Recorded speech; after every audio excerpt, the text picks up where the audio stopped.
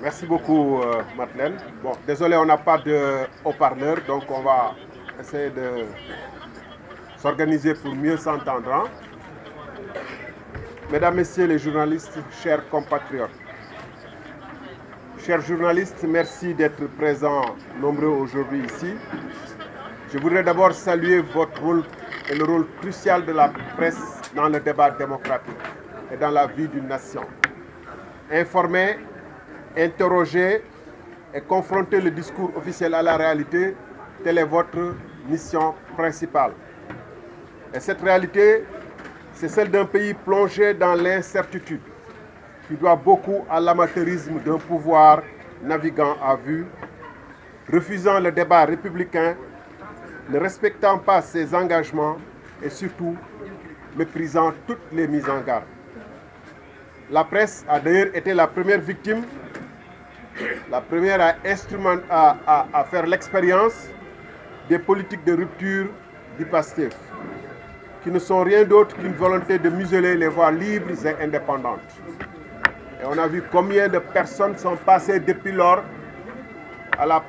dans les locaux de la division de cybercriminalité ou au tribunal. Mesdames, Messieurs, à la suite du passage du Premier ministre à l'Assemblée nationale, le pays tout entier retient son souffle. L'alternance si désirée, si chèrement payée et obtenue avec panache, va-t-elle, après seulement 11 mois, virer au cauchemar éveillé? En quoi consiste le plan d'austérité annoncé par le Premier ministre à l'Assemblée nationale? Quels sont les sacrifices supplémentaires qu'on va encore imposer au peuple qui a tant souffert? Ces questions tarautent les Sénégalaises et les Sénégalais, les gorgorlous qui souffrent depuis et qui espéraient un changement réel dans leurs conditions de vie. Mais nous, à la République des valeurs, nous avions prévenu.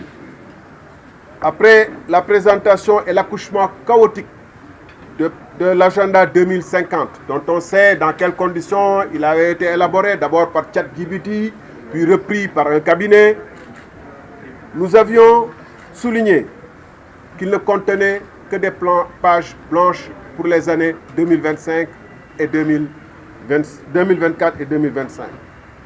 En effet, j'avais écrit à l'époque que l'exécutif Sonko Diomaye ne saurait donner rendez-vous au pays en 2029 ou en 2050 sans détailler concrètement les plans d'action en 2024 et en 2025 pour soulager les souffrances insoutenables des Sénégalais.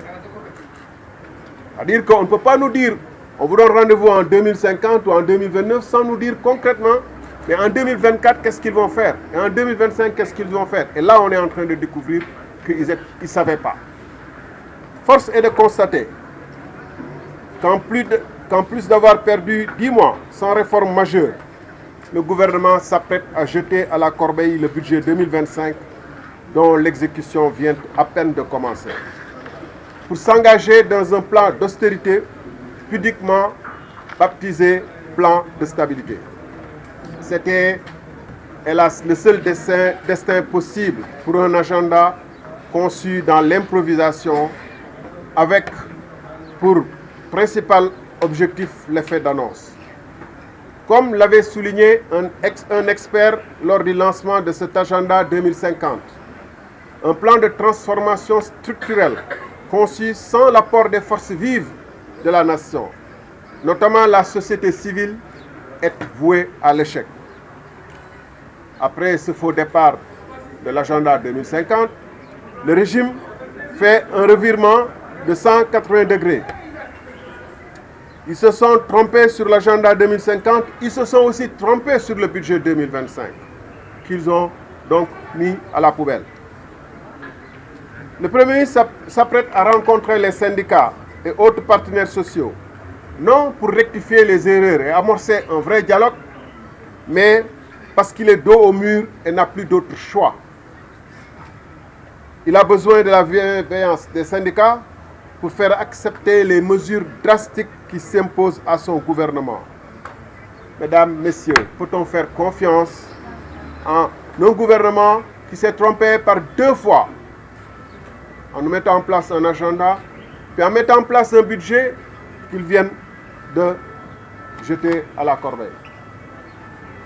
Mesdames, Messieurs, l'ampleur du désastre se lit en quelques chiffres.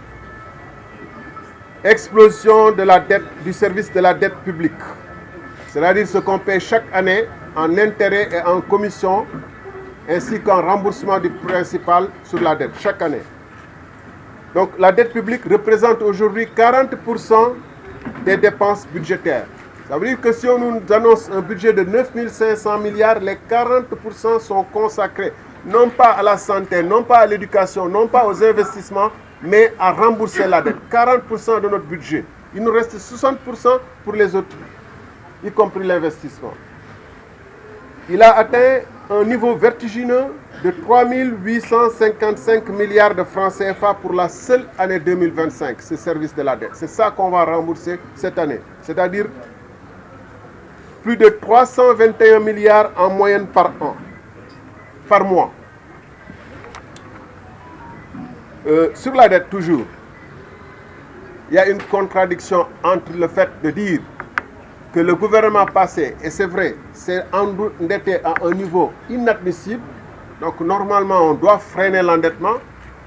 Mais le gouvernement actuel est contraint de contracter de nouveaux emprunts à des taux, à des montants inédits. 4 574 milliards pour la seule année 2025, après avoir emprunté 4 464 milliards en 2024, là où le gouvernement précédent avait prévu pour 2024 des emprunts de 2 000 milliards et quelques. Eux, ils ont doublé, et cette année, ils vont passer à 4 574 milliards, c'est-à-dire plus de la moitié de notre budget va provenir d'emprunts. La masse salariale en hausse, ce qui devrait les contraindre à limiter les recrutements fantaisistes. Mais au lieu d'une analyse sérieuse prenant en compte les régimes privilégiés, les fonds communs, les fonds, etc., le Premier ministre s'attaque indistinctement aux médecins, aux étudiants, dont on dit qu'ils représentent trop d'argent, qu'on paie même plus de bourses que la Côte d'Ivoire. Alors que le fond du problème, c'est l'injustice que représentent les fonds communs.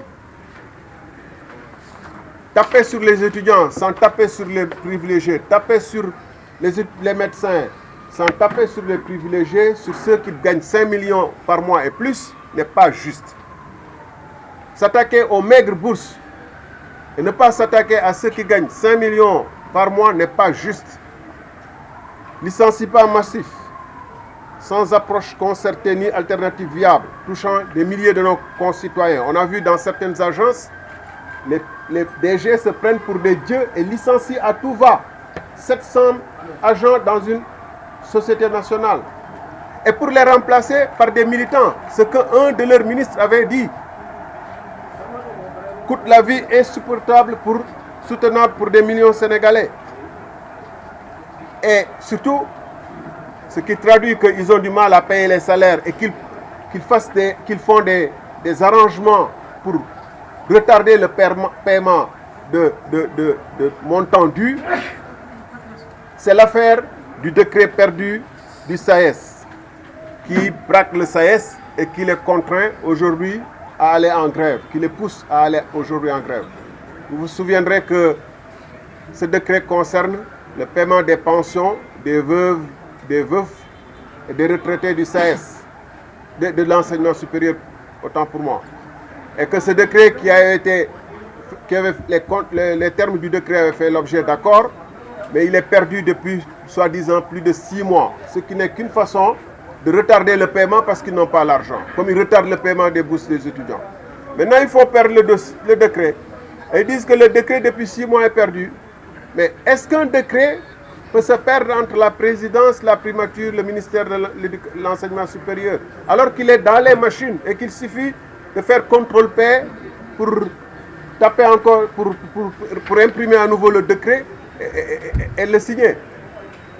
Et j'en passe donc.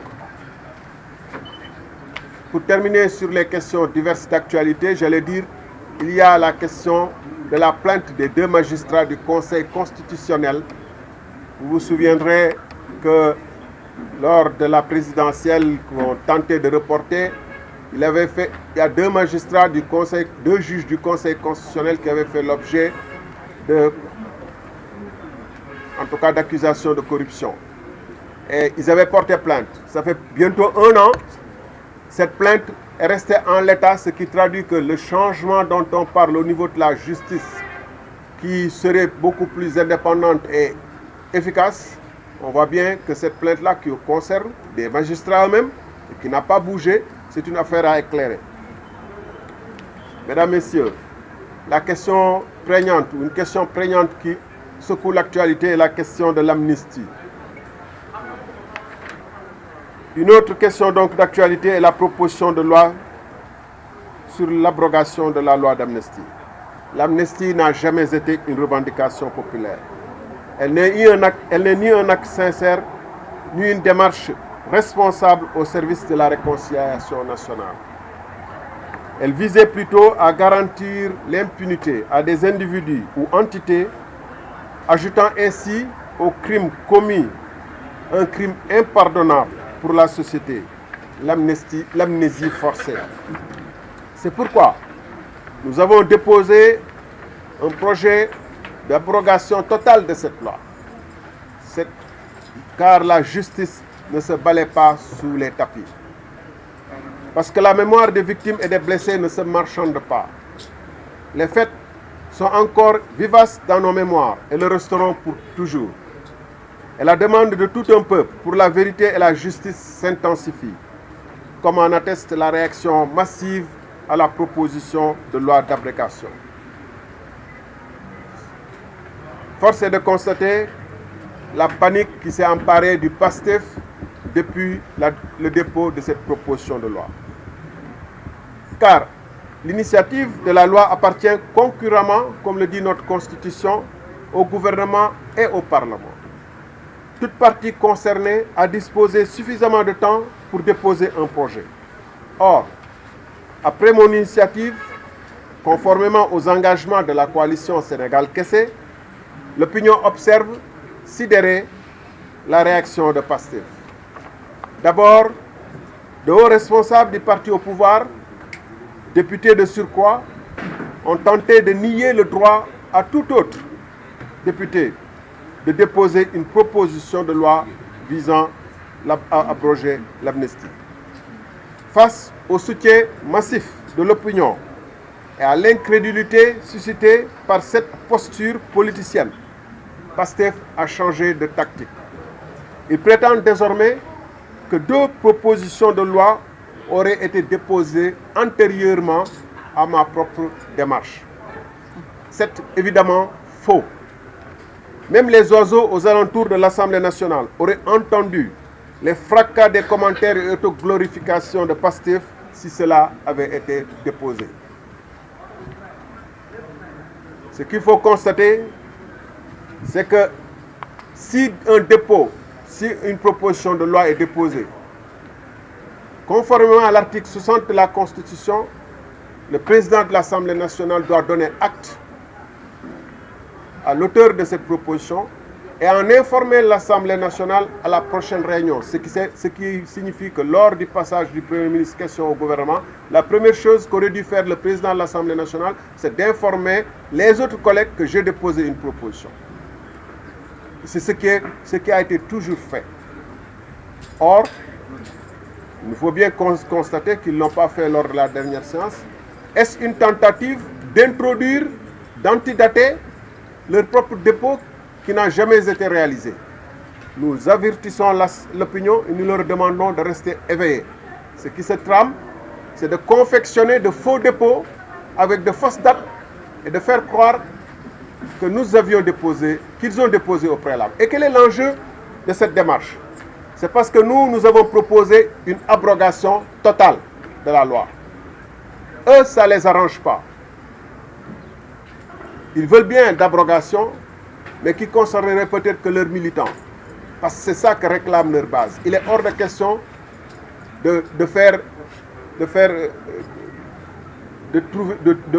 d'introduire des dérogations ou de pardonner certaines forces de défense et de sécurité. Or, maintenant qu'ils sont au pouvoir et qu'ils gèrent le système, ils ne peuvent pas pardonner à leurs militants ou à leurs responsables ou à d'autres individus et ignorer les forces de défense et de sécurité. Mesdames, Messieurs, des indemnisations opaques dans des conditions opaques sont en train d'être versées en toute discrétion. Qui décide de ces compensations? Sur quelle base? Dans un pays sérieux, seule la justice serait compétente pour statuer sur ces questions-là. Mais ici, ce sont des officines administratives sous la coupe de Pastef qui décident qui doit être indemnisé et à quel niveau. Cela est inacceptable. Et d'ailleurs, l'opacité aurait été totale si certains militants frustrés n'avaient pas inventé l'affaire. Quelle république? Un régime pris à son propre piège. Ce qui est cynique dans cette affaire, c'est que ce régime a bâti son ascension en dénonçant les pratiques qu'il applique aujourd'hui avec la même brutalité. Il dénonçait l'opacité, il protège aujourd'hui l'impunité. Il dénonce l'opacité, il gouverne dans l'ombre. Il prônait la justice, il protège aujourd'hui l'impunité. Il promettait la rupture, il recycle les méthodes du passé. Nous avons en face de nous un gouvernement qui mène le Sénégal vers un avenir incertain et qui, puis encore, refuse d'écouter ceux qui lui rappellent ses propres promesses. Il est temps pour nous d'ouvrir les yeux. Mon devoir en tant que représentant du peuple souverain et en tant que républicain n'est pas de vendre des illusions, mais de dire la vérité. L'amnistie doit être totalement abrogée. Les responsabilités doivent être établies. La justice doit être rendue parce que c'est une exigence morale. Parce que c'est ce que le Sénégal attend et mérite. J'y veillerai et je vous remercie. Voilà. Voilà.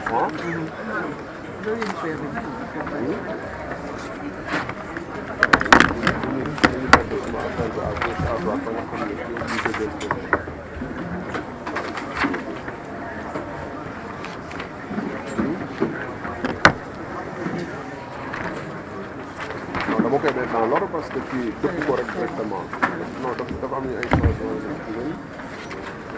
da nga ko doon dëpp rek comme ni ma ko dëppee après comme ça dafa jaxas ci wolof ah